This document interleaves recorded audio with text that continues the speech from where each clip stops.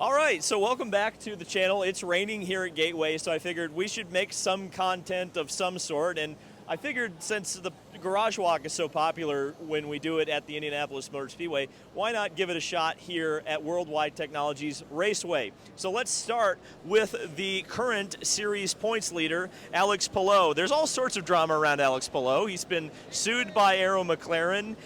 He's supposedly going to race for Ganassi next year, though that's not confirmed yet. The cool thing about Palou is this is the first time since 2005 a driver can clinch a championship before the last race of the season. He can actually clinch it this race if he beats Joseph Newgarden and Scott Dixon in today or tomorrow's race. As we continue down the garage here, we're going to have a fully Ganassi segment here to start off. Is the second place points sitter right now, Scott Dixon. Essentially, Dixon needs to win out the rest of the season, and Alex Palou needs to have a lot of bad luck. But what a great drive that was for Scott Dixon at the Indy Road Course. Another driver in the news, of course, is Marcus Ericsson. Some people call him the sneaky Swede. I don't think he really likes that. But, of course, Marcus Ericsson confirmed what we've known for a while here on this channel, that he is going to be leaving Chip Ganassi Racing next year to race for Andretti Autosport in what we assume is the 28 car. But, again, don't have confirmation on that. As we continue down Chip Ganassi Racing Way here, I guess we'll call it. Actually, no, it's not. Yes, it is. I saw a Penske trailer, and I thought that we were going to have a Penske car, but no. It's Takuma Sato. He's back. His last race of the season here in the Deloitte number 11. We're not really sure what Takuma Sato is going to do next year. He told us that he's looking forward to at least the Indy 500 next year, but who knows what team he's going to be with. He's been fast here in the past. 2020, I remember he had a really good run right after he won the Indy 500, and so driving for Chip Ganassi Racing, I expect that there are good things coming from Takuma Sato. But if you want a sure bet to win, you'd probably want to look at Joseph Newgarden here in the PPG number 2. He's won every single oval race this year. No driver has won every single oval race when there's been more than one oval race in a year. The level of dominance Joseph has had on the ovals this year has just been absolutely unbelievable. And in fact, the last 2 years, you go back to Indy 2022 to find an oval race that was not won by Joseph Newgarden. So an incredible string for him. Scotty McLaughlin was fast here last year, didn't quite get the victory, but he's still looking for his first oval track victory for Team Penske, and certainly you got to think that that's coming pretty soon. Will Power, always quick, hasn't had a great season, the defending series champion, but you've got to think that the Penske cars are always really good on these short tracks. So Will Power, certainly, if you're not looking at a Joseph Newgarden or Scott McLaughlin, probably your third best pick. We head down to the Rahal Letterman Lanigan team, and we've got Christian Lundgaard down here. His future's secured, obviously, after winning at Toronto and having some good runs this season. Looking forward to finding out who his teammates are next year, of course. I think this is pretty well secured. Graham Rahal driving for Rahal Letterman Lanigan. He had a great run at the Indianapolis Motor Speedway, almost got the victory. Really cool story here, the Hogan sponsorship. We haven't seen that since 1999 in IndyCar racing, so it's really cool to see that back here. Almost a throwback livery to the old Hogan Racing team. Of course, Hogan also was associated with the Rahal team for quite a while before they split off and did their own team, actually ending up their last driver was Helio Castroneves when they had their own team. And then a new driver for this weekend for the Rahal team, replacing Jack Harvey, is Connor Daly. And that makes sense. It makes a lot of sense, actually, because Connor has been so fast here in the past. Unfortunately for Jack, that had been coming for a while.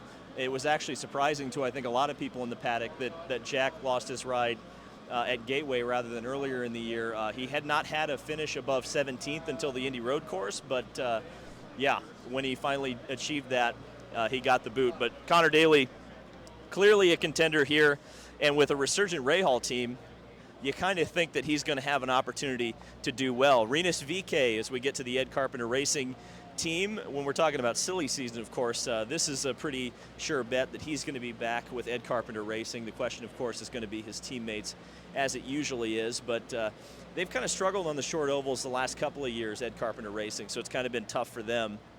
Ryan Hunter-Reay, who we don't know if he's going to be back yet with this team. I would put it higher than 50%.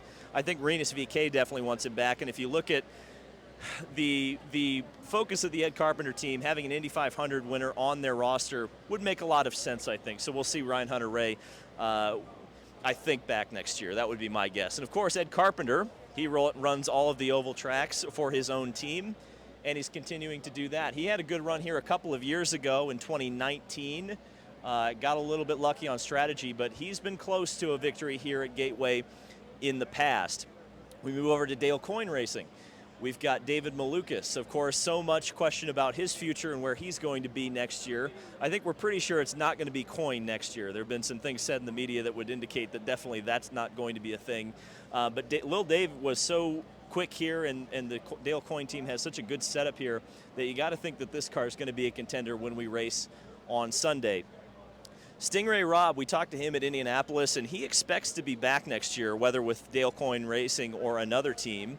And we're going to have to see how the silly season pans out. There's a lot of drivers angling for seats at the Dale Coyne team, whether there's one or two seats available. I guess we're going to have to wait and see. New colors there with more predominantly gray. Obviously, we've seen the red before, but the gray seems to be a little bit new. AJ Foyt Racing definitely made some serious headlines as they signed a development deal with Team Penske, as the Foyt team is playing football, which is appropriate because what else is there to do right now? We've got a great pass and a completion. Yeah, there we go. It's almost football season, folks. And Santino Ferrucci actually hanging out here. But yeah, they have a new development deal, the AJ Foyt team, with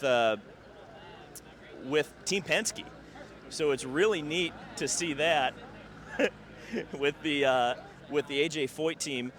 I think a lot of people are expecting with that deal, and in fact it was confirmed in the racer report with Marshall Pruitt that came out, that Force Indy is going to be a part of this team at some point, as well as engineers who are either wanting to move on from the Penske team and stay in the family, or come into the team and work their way up. So a cool opportunity partnering with Team Penske for AJ Foyt Racing. Should be good for both organizations. Elio Castroneves, we know he's stepping back from full-time competition next year to become a partial minority owner in Meyer Shank Racing, but we know how good he is on the ovals, and he's actually had a pretty good last couple of races, Elio Castroneves, for this team. And in the 60 car this weekend is Linus Lundqvist, who we don't necessarily expect to be racing for this team next year. The report out of Racer was that Linus will be driving for Ganassi, but it's good to see him get some oval experience here. This is his first oval start in the Indy cars. Of course, he has a lot of experience in the Indy Next Series, but should be cool to see once they finally get that car out on the racetrack. And I'm sure a lot of people are asking about Simon Pagenaud. My expectation would be we probably won't see him for the rest of the year. So we'll see a combination of drivers finish out the season for this team. Arrow McLaren SP, boy oh boy is there a lot of headlines involving this team, and unfortunately not a lot of them positive. It's amazing to think about the fact that this team has yet to win a race this year, but Pato O'Ward has been fast here in the past, and he's really a great oval driver, so I would expect that Arrow McLaren might have a bit of a resurgent race today as we continue to head on. Alexander Rossi, also a bit of a curious case, I would say, if we look at all these, look how many, this is always what's so crazy about McLaren is just how many damn employees they have. But the 7 car not being in victory lane, I think, surprises a lot of people this year. And the 6 car, which we expect is going to be a part of silly season in some way, shape, or form. I don't think Felix Rosenqvist is coming back to this ride, but Felix has been so good this year that I'm kind of surprised that he might be moving on. And then we move on appropriately to Juncos Hollinger Racing, and there are strong indications that this team is going to enter a technical alliance with McLaren next year, and possibly the driver you're seeing right here, Callum Ilott, might be moving over one garage stall to the 6 car. We'll see how that ends up turning out. But Augustine Canapino, I think, as well, has been super impressive this year as a rookie, and particularly on the ovals. He's kind of taken it taking it to a duck-like water. I mean, he's had some mistakes, but you'd expect that from someone who's never driven an open wheel car before and never really seen an oval track before this year. The fact that he's performed at the level that he has, considering his background, is pretty spectacular. Well, we were going to finish up the paddock tour by talking about the 4 Andretti Autosport cars, but PR waved us off and said we couldn't film in the garage. Kind of confusing why every other team let us do that, but it's cool. I mean, I understand sometimes you want to keep secrets, and that's understandable. So I guess we just want to show the Andretti cars and talk about them.